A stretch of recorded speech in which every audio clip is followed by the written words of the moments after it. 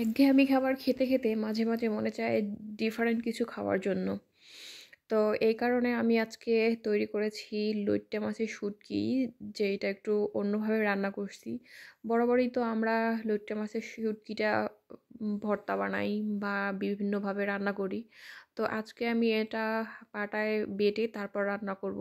এটা একটু আসলে ডিফারেন্টভাবে, আমরা সাধারণত যেভাবে রান্না করি সেভাবে না। আজকে আমি আপনাদের সাথে সেটাই শেয়ার করব যে আমি কিভাবে রান্না করলাম। প্রথমে আমি লইট্টা শুটকিগুলো নিয়ে ভালোভাবে ছোট ছোট পিস করে ভালোভাবে ধুয়ে নিছি, একেবারে সুন্দর করে পরিষ্কার করে নিছি। দেন আমি এটাকে পাটায় ফিশে নিচ্ছি, মানে বেটে নিচ্ছি। আর এটার সাথে আমি কয়েকটা মরিচ নিয়ে নিচ্ছি, কাঁচা মরিচ আর পেঁয়াজ কুচি, রসুন কুচি, এগুলো আমি অবশ্য রান্নার সময় ব্যবহার করব।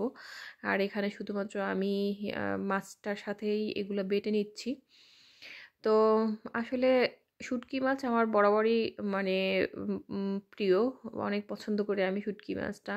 তো সেটা যদি আসলে ডিফারেন্ট ক্যাটাগরির হয় তাহলে তো আরও অসাধারণ লাগে, মানে বিভিন্নভাবে রান্না করলে।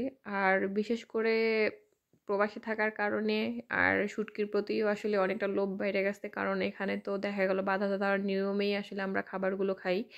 তো একটু অন্যরকম হলে আসলে সত্যি খুব ভালো লাগে। তো যাই হোক, আমার শুটকিগুলো বেটে নেওয়া হয়ে গেছে, এই যে আপনারা দেখতেই পাচ্ছেন। এবার হলো রান্নার পালা। শুটকি মাছটা অবশ্য আমার বরাবর তেমন একটা পছন্দ ছিল না, কিন্তু আমি শুটকি মাছের ফ্যান হয়ে গেছি, বিশেষ করে এই লোট্টে শুটকির ফ্যান হয়ে গেছি আমি চট্টগ্রামের আমার খালামণির হাতে রান্না খাওয়ার পরে।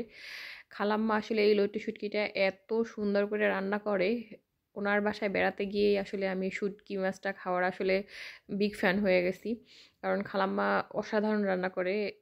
এই কারণেই আসলে শুটকির প্রতি আমারও লোভ বাইরে গেছে, যেটা আমি সত্যি কথা বলবো। তো যাই হোক, আমি একটা কড়াই বসিয়ে নিয়েছি চুলায়, আর এখানে কিছুটা তেল, কিছুটা পেঁয়াজ এবং কিছুটা রসুন কুচি অ্যাড করে দিলাম আমি। আর এটা আমি খুব সুন্দর করে নেড়ে চেড়ে ভেজে নিব। ভেজে নেওয়ার পরে এরপর আমি এখানে অ্যাড করে দেবো বেটে রাখা সেই মাছগুলোকে। এটাকে আমি খুব ভালোভাবে মশলাটার সাথে মিশিয়ে নেব। এর আগে আমি অল্প পরিমাণে একটু হলুদের গুঁড়ো অ্যাড করছি কালারের জন্য। আর এটা খুব ভালোভাবে মশলাটার সাথে কষিয়ে নেওয়ার পরে আমি এখানে সামান্য পরিমাণে পানি অ্যাড করে দেবো, কারণ মাছটাকে সিদ্ধ হওয়ার জন্য। আর এই পর্যায়ে আসলে সত্যি শুটকির গন্ধই পছন্দ করেন, সত্যি এর আসলে খুব সুন্দর একটা ঘ্রাণ বের হয়েছে, যেটা আসলে খুবই মানে সুন্দর ছিল। তো এই তো এক পর্যায়ে আমার পানিটা শুকিয়ে গেছে। দেন আমি এখানে কিছুটা ধনিয়া পাতা কুচি অ্যাড করে দিলাম। আর এই তো আমার ফাইনাল লুক রান্নাটার। আসলে এই ভর্তাটা অসম্ভব মজার। আপনারা যারা যারা আসলে শুটকি লাভার আছেন তারা অবশ্যই জানেন যে এই শুটকি মাছটা আসলে কতটা ইয়াম্মি লাগে। আর এটা ছিল লইট্টা শুটকি, সত্যি সত্যি খুবই অসাধারণ ভর্তাটা হয়েছিল।